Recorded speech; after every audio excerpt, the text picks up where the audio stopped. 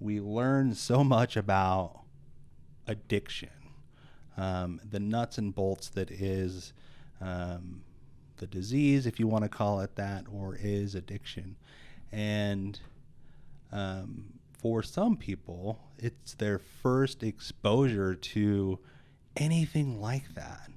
Yeah. And so I think that it really is like from a curiosity standpoint, it's like, what would we tell ourselves if we could tell ourselves anything back then about addiction, about alcoholism, about recovery? Like, what are some of the things we wish we could go back and tell a younger Cameron, in my case, or a younger Aubrey in your case? Do you have anything that comes to mind?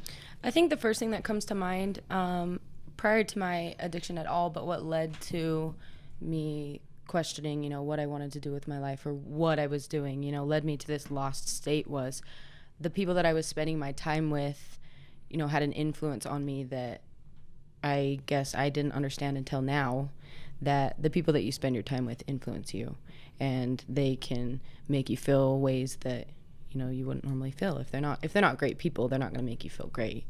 And I was spending time with people at the time that, weren't good for me. They weren't good for my mental health. They weren't good for the decisions I was making. There was the reason that I was feeling lost and didn't know what I was doing in that time of my life was because of the people that I was around. And so I think that's, prior to my addiction, that's the biggest thing that I would say, telling myself is the people who you spend your time with matter. The people that I spend my time with now compared to then are people who are driven and motivated, and, they want to do better, they want to be better, whereas the people then they didn't know where they were going in life, And so that's the biggest thing, I think, prior to my addiction, is what I would tell myself.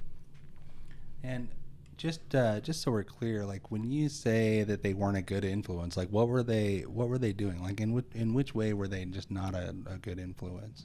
So I had a boyfriend at the time prior to my addiction that he made me feel like I wasn't good enough. He was very disrespectful to me. He was very mentally and emotionally abusive. He didn't let me have an opinion of my own. He made me feel like my worth was not enough, which then I started to feel anxious and depressed, and which then led to I didn't know what I wanted for myself in life. And so that then led to he was making decisions of, he drank alcohol, and because I was spending so much time with him, I started to drink alcohol. He started to pull me from my family, which was very against what I believed and valued. I believe and value my family a ton, and I had to pick between him or my family. And so that was a decision that, started to weigh on me and made me feel shameful and guilty that I was being pulled from them, when in reality I wanted to be with them. I wanted to be with him too, but I wanted to be with them. And so, that's one thing that he started to influence me to believe, that my family wasn't as important as I believe they are. And then he was one that he started to get me into drinking. And he led me to believe that, the church isn't where I wanted to be or what I wanted to be doing. And so I started to fall away from the church.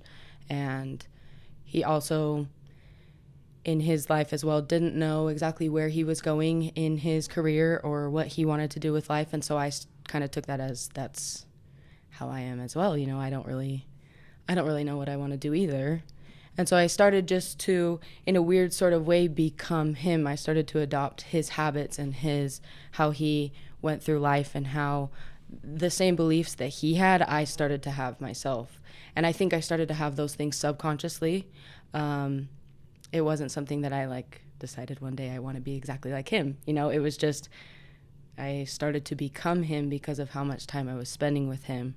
So that was, I think, the biggest way that he started to influence me, was just subconsciously.